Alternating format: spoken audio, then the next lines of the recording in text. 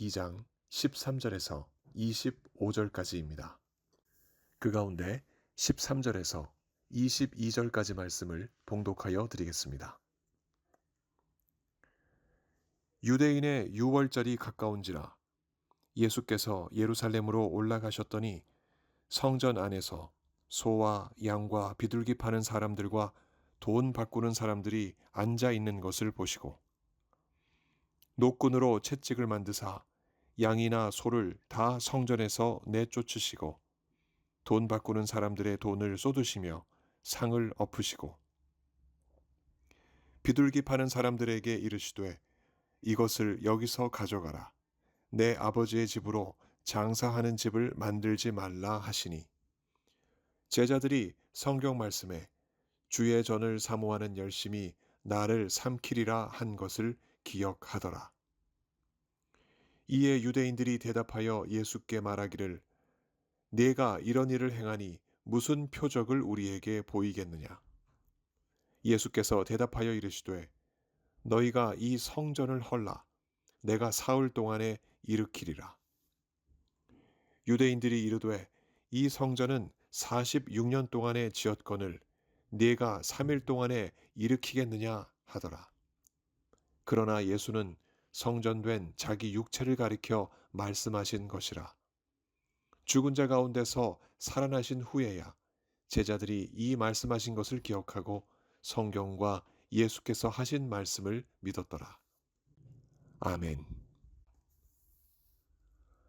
교회는 필요에 따라서 환경을 새롭게 합니다.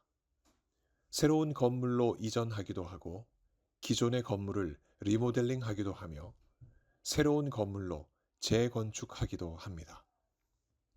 이를 결정하는 것은 어떤 외부적인 규칙이나 법칙은 아닙니다. 결정은 그 교회 구성원들의 판단에 있습니다. 결정이 나면 성도들은 한 마음으로 결정 사항을 이행합니다. 이전한 장소에서 혹은 공사가 벌어지는 현장에서 성도들은 기도회를 열고 필요한 재정을 채우기 위해 동전 한 입을, 수입의 일부를, 재산의 일부를 믿음으로 헌금합니다. 교회의 결정에 자신들의 모든 것을 담아 실행하는 그 열정 어린 믿음이야말로 교회를 새롭게 하는 동력입니다. 예수님께서 성전을 새롭게 하시기로 결정하셨습니다. 그 결심은 15절, 노끈으로 채찍을 만들어 움켜쥐신 손에서 드러납니다. 어떻게 성전을 새롭게 하시겠다는 것일까요? 이전하는 것일까요? 리모델링 하는 것일까요? 아니면 재건축일까요? 채찍을 불끈 쥐신 그 소나기는 이전도 리모델링도 아닌 재건축을 말해줍니다. 이전이나 리모델링 정도로는 성전을 새롭게 할 수 없으리만큼 성전 상태가 심각했기 때문입니다. 채찍을 드신 손은 기존의 성전을 완전히 헐어버리고 새로운 성전을 짓겠다는 예수님의 강한 의지를 상징합니다. 그 의지가 실행된 그날은 유월절이 가까운 날이었고 장소는 예루살렘 성전 바깥들이었습니다.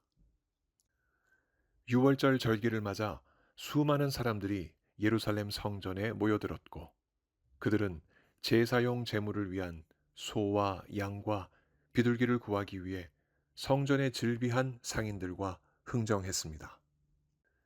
제물뿐만 아닙니다. 성전세를 내기 위해 그들은 현금을 성전에만 통용되는 화폐로 환전해주는 환전 상인들과 거래하기에 바빴습니다. 경건이 잔잔히 흘러야 할 성전 바깥들은 이미 물질로 북적이는 장터가 되어버렸습니다. 흥정하는 사람들의 시끄러운 목소리와 팔려가는 재물에 쓰일 동물들의 울음소리, 주거니 받거니 하면서 쨍그렁 울리는 동전소리, 그리고 사람들과 동물들이 이리저리 다니며 만들어내는 뿌연 먼지, 이 모든 것이 성전 바깥들의 풍경이었습니다. 예수님은 거룩해야 할 성전이 새 속에 물든 이 모든 광경을 눈으로 보시고 귀로 들으시며 피부로 느끼고 계셨습니다. 어디 그 광경만이겠습니까? 예수님은 그런 현장을 만든 사람들의 속마음까지도 모두 읽고 계셨습니다. 성전에 드나드는 그들의 속마음은 과연 하나님을 향하여 일말이라도 거룩했을까요? 또 그 성전은 그럼에도 그들을 받아줄 만한 거룩한 장소였을까요? 겉으로 보이는 당시 성전 바깥들의 풍경은 합법적이었습니다. 상인들은 성전 당국으로부터 라이센스를 받아 제물에 쓰일 소와 양과 비둘기를 팔았고, 환전상들도 성전으로부터 라이센스를 받고 환전 장사를 했습니다. 그들은 그렇게 얻은 수익의 일부를 성전에 바치는 의무도 다했습니다. 순례객들은 그 상인들의 서비스 덕분에 먼 타지에서부터 제물에 쓰일 동물을 끌고 오는 수고를 면했고, 미리미리 성전세 환전을 해둘 필요도 없었습니다.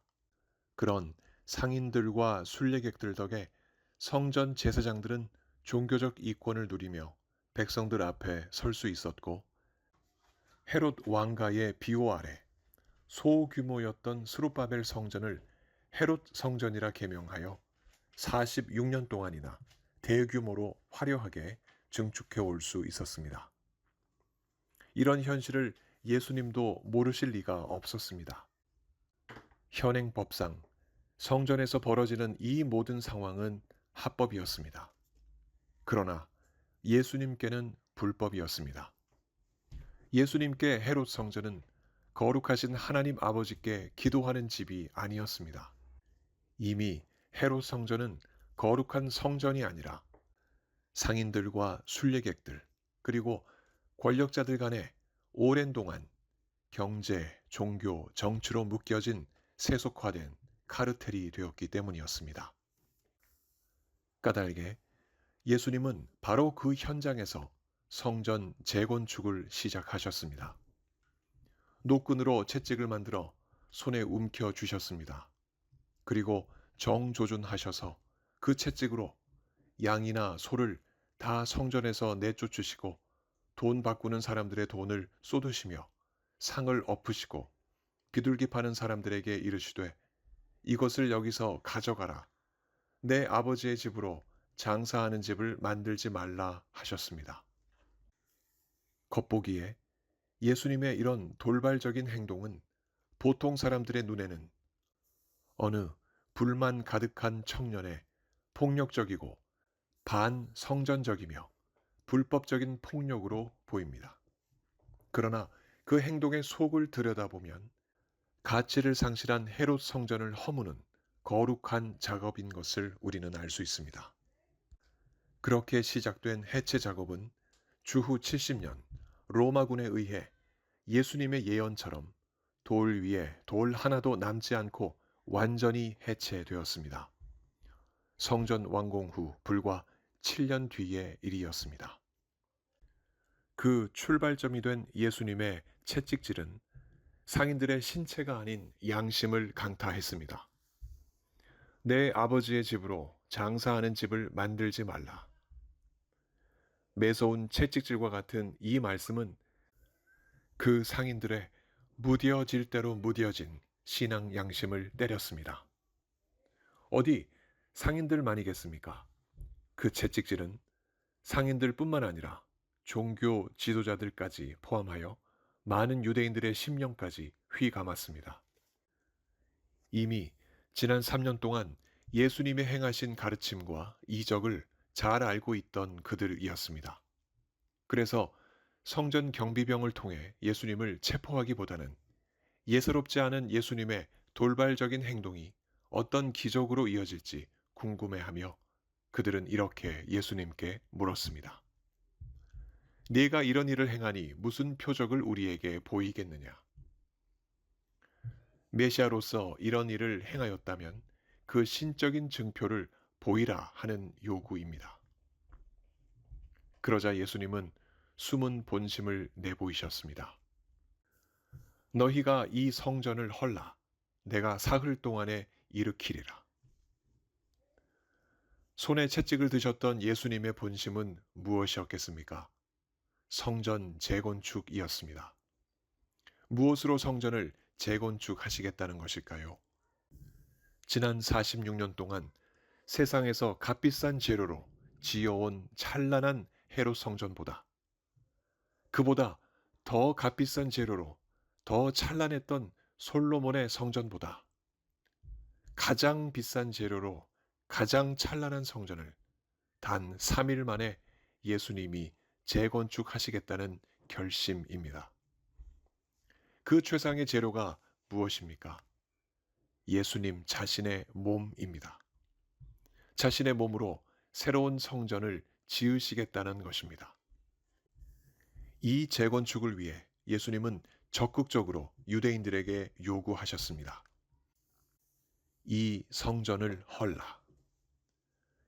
예수님은 이 성전을 두고 자기 자신을 가리켜 나를 헐라, 곧 나를 죽이라 하신 것입니다. 그렇게 하면 내가 사흘 동안에 일으키리라 하셨습니다. 사흘이 지나면 스스로 살아나시겠다는 말씀입니다.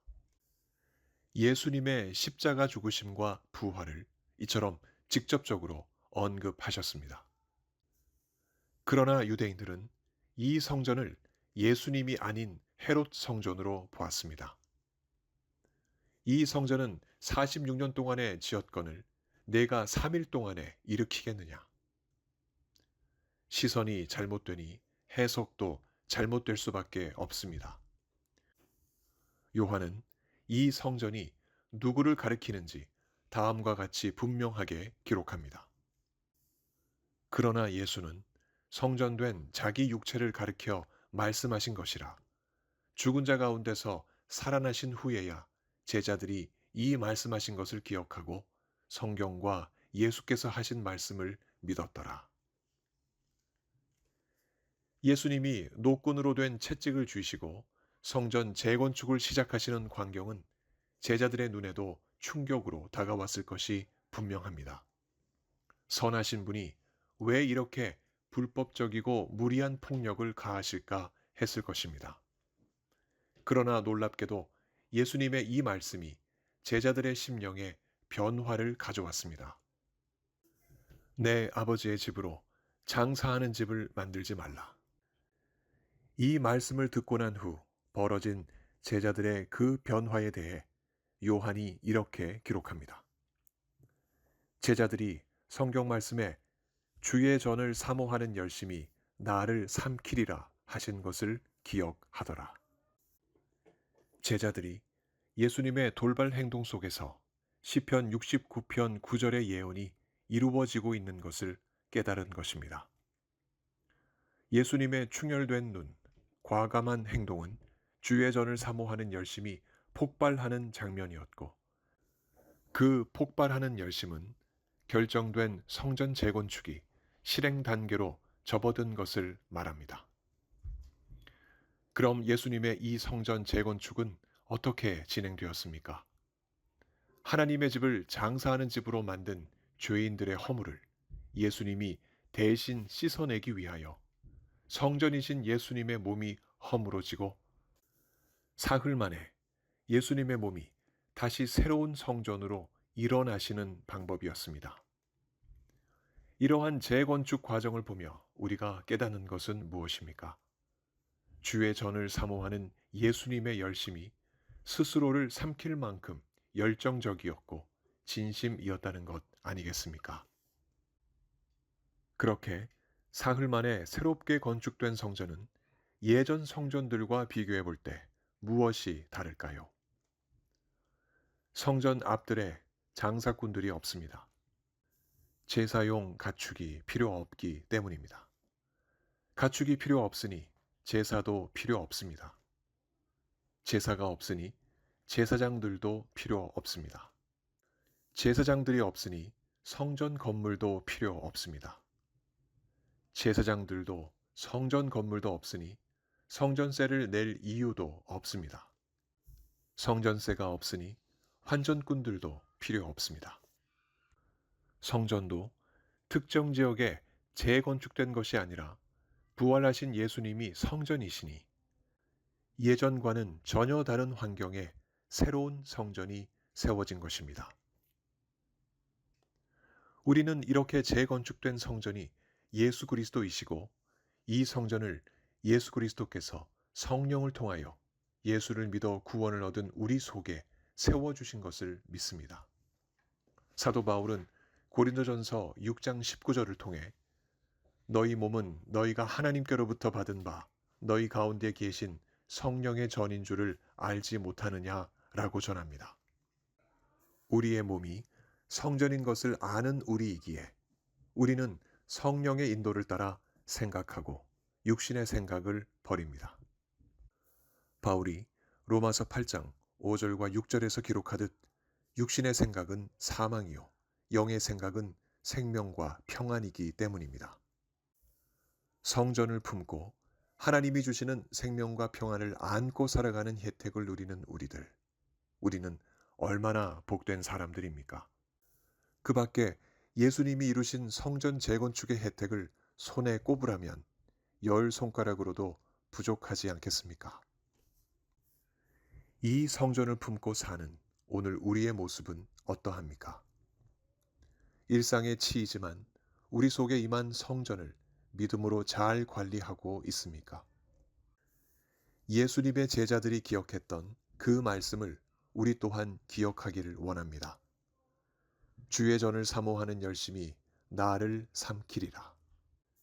이 말씀의 주인공이신 예수님처럼 우리도 성전을 섬기며 왕 같은 제사장으로서 부지런하여 게으르지 말고 열심을 품고 주를 섬기기 원합니다. 그래서 매 순간 하나님을 향한 우리의 열심과 섬김을 무디게 하는 세상적인 계산과 방법이 마음속에서 떠오를 때마다 주의 전을 사모하는 열심이 나를 삼키리라 하는 이 말씀이 우리를 채찍질하고 있다는 사실을 기억합시다.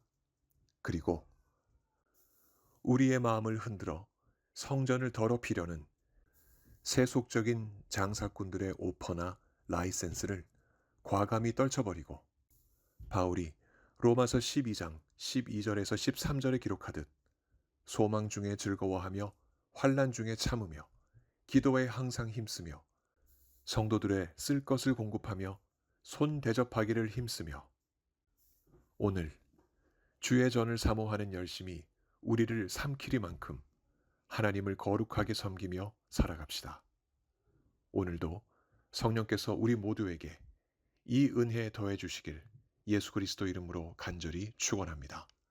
함께 기도하시겠습니다. 하나님 아버지, 예수 그리스도를 통하여 우리 속에 성전을 세워주신 것 참으로 감사드립니다. 이 성전을 주신 말씀을 붙잡고 믿음으로 잘 관리하며 지켜나아갈 수 있도록 우리에게 믿음의 믿음을 더하여 주옵소서. 몸이 아프신 성도님들, 오늘도 그 모든 간구 들어주시고 속히 응답하셔서 건강한 몸으로 주님을 섬기시게 하여 주옵소서. 삶의 크고 작은 많은 문제 하나님 앞에 내어놓고 기도하는 하나님 백성들, 그 믿음을 보시고 속히 응답하여 주옵소서. 오늘도 우리와 함께 하심을 믿사옵고 주 예수 그리스도 이름으로 감사하며 기도하옵나이다. 아멘. 성도 여러분, 오늘 하루도 믿음으로 승리하시는 복된 하루 보내시기 바랍니다. 감사합니다.